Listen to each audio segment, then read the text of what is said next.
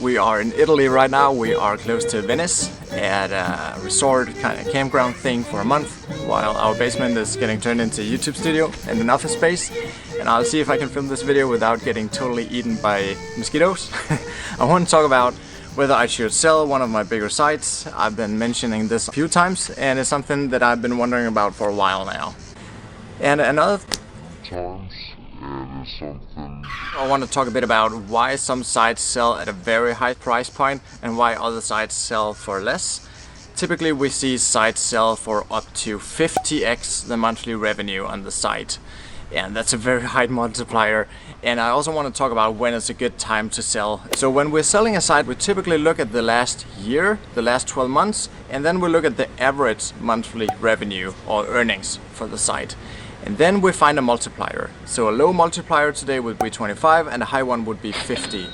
And just 5-7 years ago, 25x would be a fine, good multiplier. But today we see double that number, and so many things have happened. Of course, the industry is more mature. It has been going from a basement kind of thing to something that venture capital funds are interested in, because the earnings you can make with such a site are just phenomenal.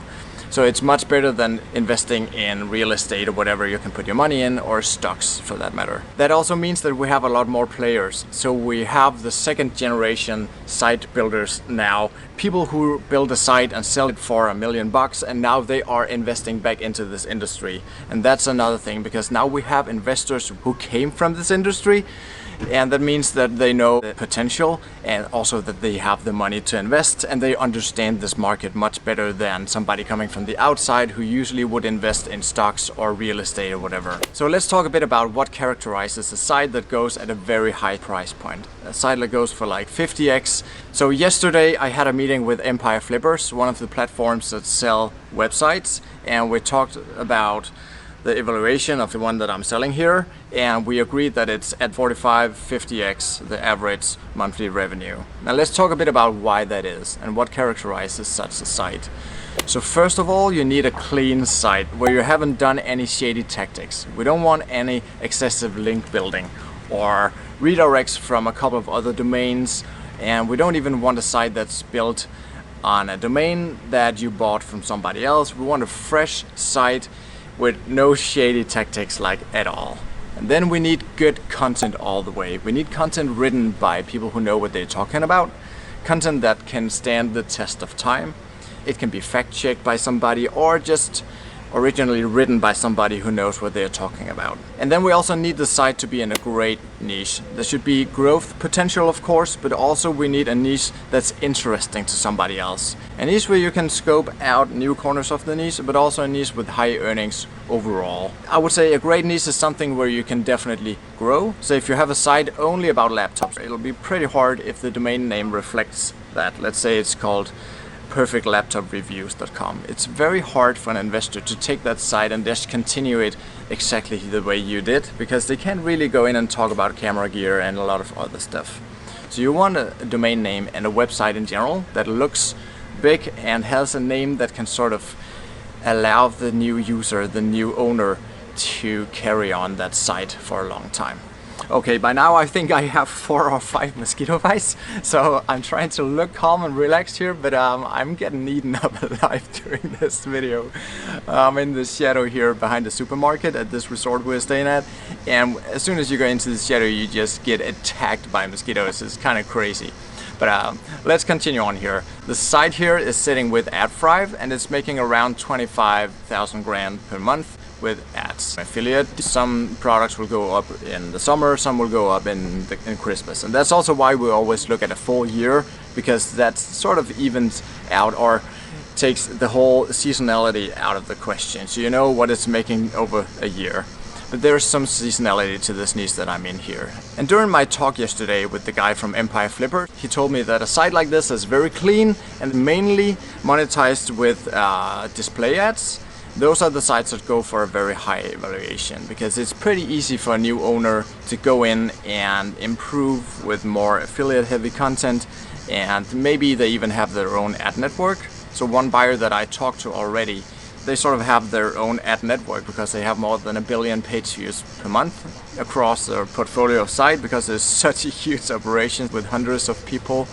And that means that when they cut out the middleman, you can say the ad network, they can quickly just shift some wires and make more money instantly from day one. And those type of businesses are typically the one you're gonna sell to when you have a bigger site. Now I want to address some of the fears and the concerns and thoughts I have around selling that site. I mean, doing a business transaction and selling something for around $1 million is always with a lot of fear, and there's just so much anxiety around it also. But first of all, we don't really need the money. This site and our other sites have been making a good amount of money for the last many years, so it's not like we need the money. So that's, to me, sort of an argument to keep the site, because we would still be able to make money for many years to come with this site. So I feel an urge sort of toward keeping the site. But then again, it's been a good year. It's seen some phenomenal growth. I mean, the COVID and the Corona thing was good to this niche. We saw more traffic, and the overall growth year over year for 3 years in a row has been very good. And that also calls for a higher multiplier. So that's sort of an argument to sell. So of course, if we are still the owner after a couple of years, we will still make money from this site for many years to come. And then something else to think about that I didn't really think too much about before this guy from Empire Flipper mentioned it to me yesterday. He said that once you reach the size that this site is right now, around the 20 to 50K per month, it's pretty easy to sell. But once the site gets much bigger, let's say it's making $80,000 or $100,000 per month, you have a very limited buyer pool. So you just have very few people with that kind of money who understands what we are doing here. So it gets a lot harder to sell the site. And that multiplier will probably not be as high because there's a lot of risk involved with buying a site for, let's say, like $5 or $10 million. That's just a lot of money. If I wanted to grow it for 5 more years, that would probably be where it would be, and it would just be pretty hard to sell it. But then again, I mean, the industry will also mature over the next 5 years, so I'm not that concerned about it. But it's definitely something to think about. And that might also mean that you will have to work for that buyer. You will have to sell yourself with the company, so to speak, for a year maybe, and sort of show the new company or the new owner that you can keep the same traffic and growth on the site. That many times happens when you sell a business. Let's say you want to sell an e-commerce store. I've been involved with that a couple of times because I've sold free e-commerce stores myself. And if it reaches a certain level, you will always need the management and the director and, I mean, the primary brains behind the operation to work with that new company for a year or two.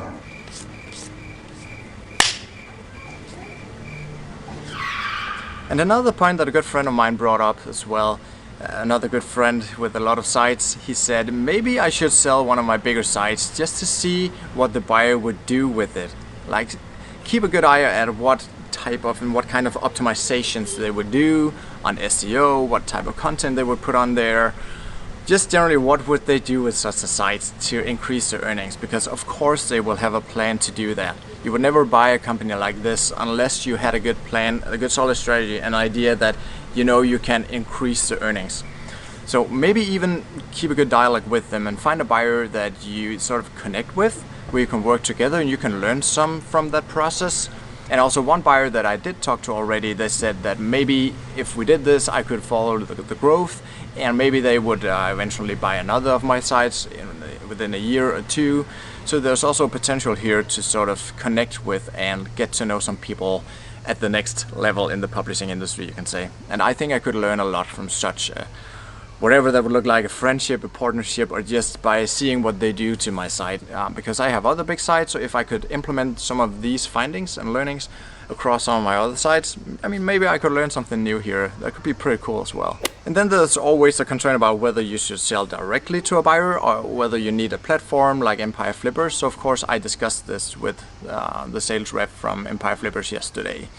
And one thing he brought up was that when they put it up on their site, there will just be a lot more eyeballs. I mean, that's just how it is. A lot of people are looking and scouting for new sites on Empire Flippers, and that should increase the price for the site because they will have 1 or 2 rounds of having the last bidders bid up against each other, and maybe that will increase it from 48 to 50x on the multiplier, and then their cut will be included in that extra price, and then I have them take care of all the legal stuff, and that scares the crap out of me. I mean, to write a contract for a site like that and just cover every base, I don't even know where to start. I mean, the lawyers I've worked with in the past around e-commerce, they don't know anything about this type of stuff here. And it's just, I mean, it would just be really awesome to have a good solid partner like Empire Flippers help me with the whole transaction side of things. I'm definitely still in the process, and I'm gonna check in with Empire Flippers again in a week or two. They're going to do a full evaluation of the site right now to figure out what they think we should list it for. And then of course we hope that it'll be taken up from there, the price, because we'll probably have a couple of bidders, maybe a handful of bidders who want to bid up against each other in the end. So let me know in the comments what you think about this. Would you sell a site, or would you keep it if it's only a part of your portfolio and you don't have to sell? I mean, there's a lot of stuff to learn here, and I think I lean towards selling it, but I definitely have my hesitations also. So take care guys, and I'll talk to you next week. 50x and another. And when I talked to Empire Flippers, they said that a site like this, where you're